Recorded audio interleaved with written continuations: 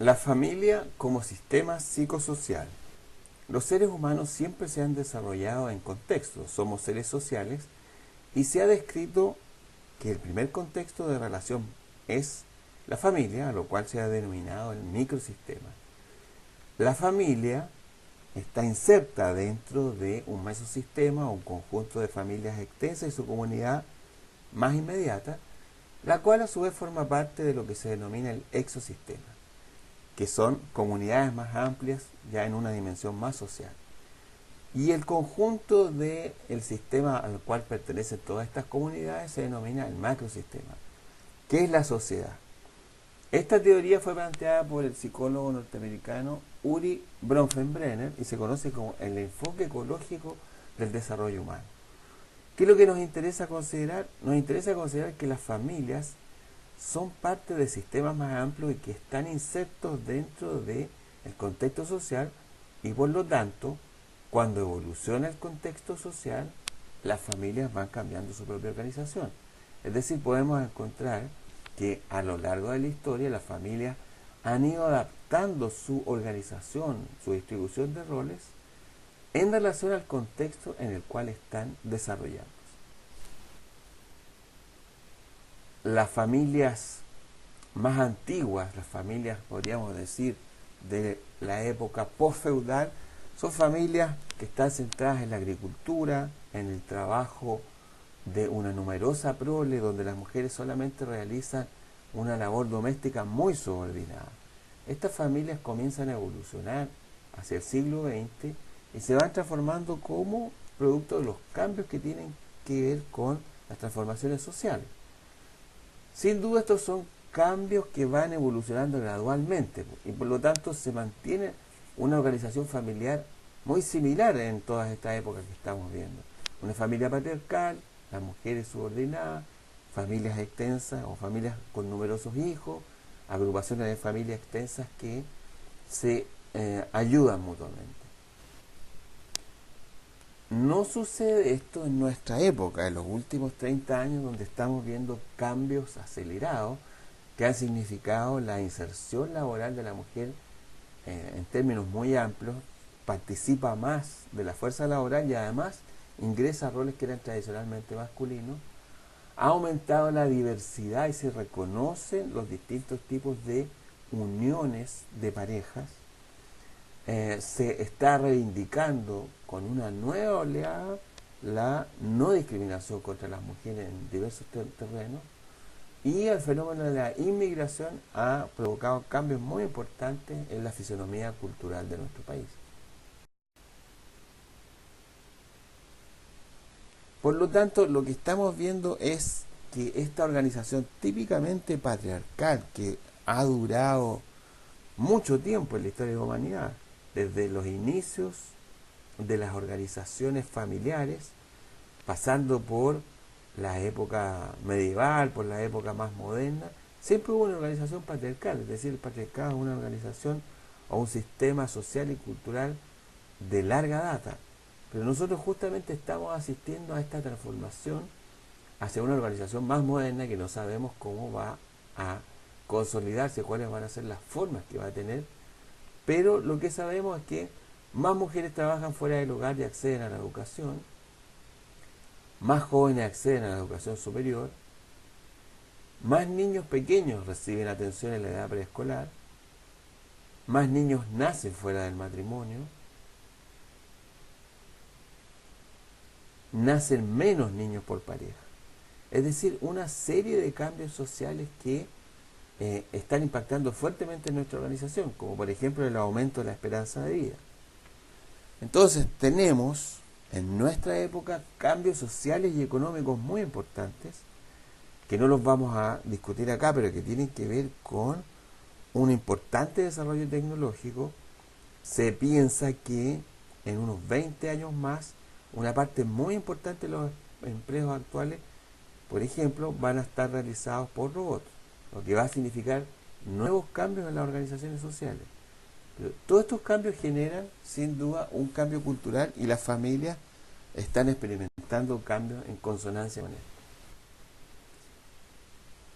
En los últimos 70, 80 años han habido cambios en las condiciones sanitarias y sociales que han generado, por ejemplo, una mayor esperanza de vida, una disminución de la mortalidad infantil, como por ejemplo el incremento de las condiciones sanitarias, que fue muy importante en los primeros 30, 40 años del siglo pasado, el incremento de la educación, el descenso de las patologías infecciosas y parasitarias, lo que ha significado un cambio en el perfil epidemiológico.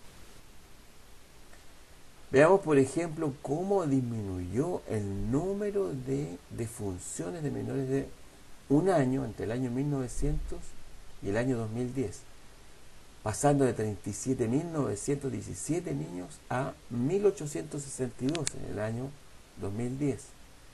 Y por lo tanto, como podemos ver, la tasa de mortalidad infantil decreció en forma muy significativa, desde 342,5 niños por cada 1.000 nacidos vivos a solo 7,4. O sea, es un descenso espectacular en términos de la esperanza de vida de los niños al nacer.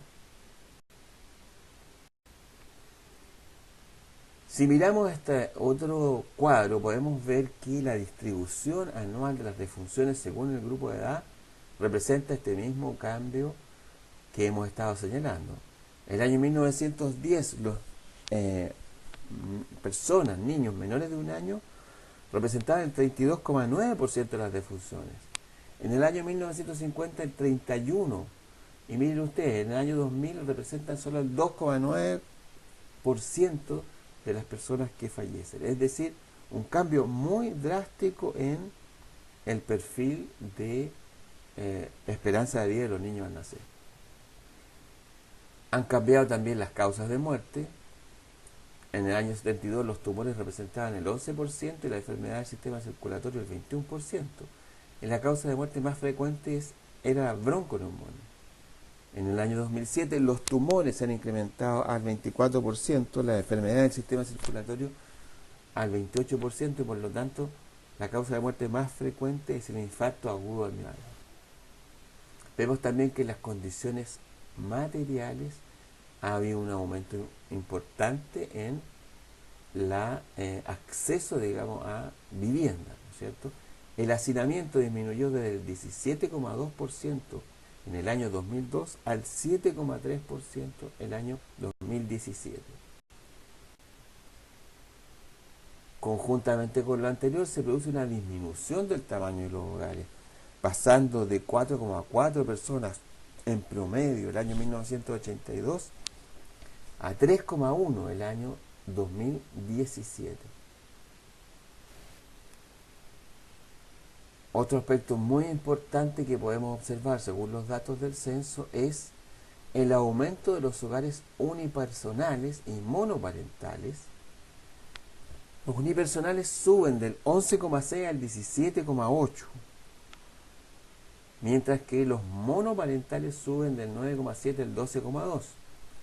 Y se observa también una fuerte disminución del hogar nuclear biparental con hijos, que pasan del 38,1 al 28,8. En las jefaturas de hogares, en relación al total, las jefaturas femeninas alcanzan un 41,6%. Otro indicador muy importante tiene que ver con la disminución de la población infantil y el aumento de la población adulta. Como se puede ver en esta tabla, la disminución de la población infantil pasa del 29,4% en el año 92 al 20% en el año 2017, lo que significa que hay menos niños en relación a la población total. Eso es la razón de dependencia de menores, que pasa, como pueden ver en el cuadro abajo, del 46% al 29,3%. La disminución de la fecundidad también es un hecho muy importante, ya que disminuye el promedio de hijos por mujer, pasando del 1,6 hijos por mujer el año 2002 a 1,3 el año 2017. Una tendencia muy importante que tiene que ver con las nuevas expectativas que tienen las personas para su desarrollo individual es el porcentaje de mujeres sin hijos. Como pueden ver, en el tramo de edad entre 25 y 29 años, el porcentaje de mujeres sin hijos sube del 28,2 el año 2002 al 40,8 el año 2017. Y en el tramo de 30 a 34 años sube del 14,2 al 23,2. Es decir, aumentan las mujeres que, estando en edad fértil, no tienen hijos. Otro aspecto muy importante es el aumento del nivel educacional en general de la población. Esto tiene un efecto muy importante en la promoción social y en especial de las mujeres, donde el aumento es más significativo. No está el dato acá, está en términos generales, pero como pueden ver, las personas que acceden a la educación superior el año 1992 representaban el 11,7% y el año 2017 son el 29,8%. Y un fenómeno muy importante tiene que ver con el incremento de la inmigración, la cual el año 1992 representaba el 0,81% de la población, mientras que el año 2017 representa el 4,35% de la población. Bueno, sin duda uno de los aspectos más importantes de nuestra cultura tiene que ver con el desarrollo de las comunicaciones. Aquí tenemos datos del año 2014 de el impacto que ha tenido los teléfonos móviles, los cuales pasaron del 38% en el mundo, midiendo tanto los países desarrollados como los no desarrollados, del 38% pasaron al 96,4%. Es decir, en 9 años la cantidad se incrementó en forma muy significativa. Y lo mismo con el uso de las redes sociales. Aquí tenemos datos que llegan al año 2013 que nos señalan que Facebook pasó de 10 millones de usuarios en 2007 a 1.300 en 2013. Imagínense, en 6 años pasó de 10 millones a 1.300. Y los artículos de Wikipedia en todos los idiomas subieron desde 1.000 el año 2004 a 30.000 el año 2014. Otro cálculo interesante que se hizo es en relación a la acumulación de información que tiene toda la sociedad humana desde los inicios de la historia. ¿Cuánta información se ha acumulado en términos de libros, escritos, revistas, todo tipo de información que pueda ser susceptible de acumularse? Se hizo un estudio y para esto se utilizaron estas medidas de información. Nosotros seguramente conocemos el gigabyte y el terabyte, que son más usuales, ¿no es cierto? Y conocemos los 1000 megabytes que representan un giga. Bueno, este estudio se hizo tomando como unidad de medida el exabyte, que representa 1.000.000 de millones de megas, o 1.000.000.000 de megas. Y lo que se consideró es lo siguiente: si recopilamos toda la información que existe desde los inicios de la historia de la humanidad hasta el año 2003, toda esta información representaba 5 exabytes. Ahora bien, si medimos la información que existe entre el año 2003 y el año 2007, esta información alcanza a 295 exabytes. Es decir, en 4 años se multiplicó por 60 toda la información disponible en la sociedad. Y el año 2011, 4 años después, llegó a 600 exabytes, es decir, 120 veces más que toda la información que se había acumulado desde el inicio de la historia humana hasta el año 2003. Por lo tanto, lo que estamos viendo, estamos en presencia de un cambio cultural muy fuerte, donde las comunicaciones han transformado nuestras prácticas relacionales y las van a seguir transformando de formas en que no sabemos prevenir. Esto significa, por ejemplo, que también cambian nuestras percepciones sobre qué es lo que está sucediendo con las familias. Veamos la encuesta del año 2017 realizada por la Universidad Católica y GFK, una consultora, donde se hicieron preguntas respecto a formas de familia. Las parejas homosexuales deberían tener derecho a casarse. En el año 2011 solo el 28% estaba de acuerdo. El año 2017 el 51% se mostró de acuerdo. ¿El matrimonio es un compromiso para toda la vida? El año 2011 el 66% estaba de acuerdo con esta afirmación y el año 2017 solo el 48% está de acuerdo con esta afirmación. ¿Las parejas homosexuales deberían tener derecho a adoptar niños? Esto se midió desde el año 2015 y desde el 2015 al 17 sube de 32 a un 38%. ¿Las parejas que conviven deberían casarse cuando deciden tener un hijo? Esto baja desde el 33% en 2011 al 27% en 2017. Y en forma muy interesante, no varía tanto la opinión sobre cuando hay niños de por medio, los padres deben de permanecer juntos aun cuando no se lleven bien. Estaba el 19% en 2011, está el 17% en el año 2017.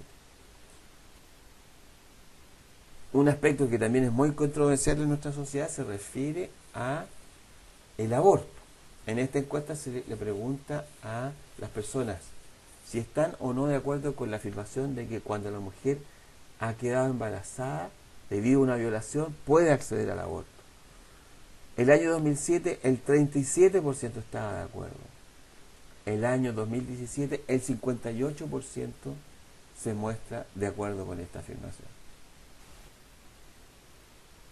Entonces, en nuestro siglo estamos viviendo una fuerte tendencia hacia la individualización. Las personas optan por proyectos propios, se sustraen a tendencias marcadas que rijan la vida social y desarrollan proyectos propios, originales. Aparece la diversidad como un fuerte valor y se busca realizar un proyecto que responda a los propios intereses. Esto tiene importantes impactos, ya que se producen conexiones más temporales, hay menos tiempo dedicado para las relaciones familiares, menos hijos, el apoyo financiero entre los cónyuges se erosiona y se tiende a una subcontratación de la atención y del cariño. Entonces estamos viendo una transformación muy fuerte, muy amplia, muy potente de una organización familiar típicamente patriarcal, que fue la que ha predominado en nuestra sociedad los últimos 400, 500 años, hacia una organización más moderna y más diversa. Esto sobre la base de cambios materiales que existen en la sociedad. Por ejemplo, cambios en los tipos de trabajo, en el acceso de las mujeres a el mercado laboral, en cambios en las telecomunicaciones, cambios en los medios de transporte. Todos estos cambios facilitan la transformación social y producen que más mujeres trabajen fuera del hogar y accedan a la educación, más jóvenes accedan a la educación superior, más niños pequeños reciben atención preescolar, nazcan más niños fuera del matrimonio, nazcan menos niños por pareja y aumente la esperanza de vida. Estos cambios sociales generan nuevos contextos relacionales y por lo tanto nuestras ideas sobre cómo están organizándose y funcionando las familias deben estar considerando estas importantes transformaciones en el ámbito social. Y debemos considerar que las familias con las más diversas configuraciones pueden ser funcionales y que es muy importante conocer sus recursos y utilizarlos en los momentos de crisis. Es decir, esta mirada enfatiza la familia como sistema vivo que se está adaptando al entorno social y nos invita a considerar la diversidad de recursos con los cuales ellos buscan salir adelante y realizar sus proyectos individuales y familiares. Por lo tanto, consideramos que no existen familias sanas o patológicas por estar o no dentro de una categoría, sino vamos a hablar de relaciones que pueden ser más nutritivas emocionalmente o menos nutritivas emocionalmente. Muy bien, con esto finalizamos este video y los invitamos a conversar sobre los temas que hemos planteado.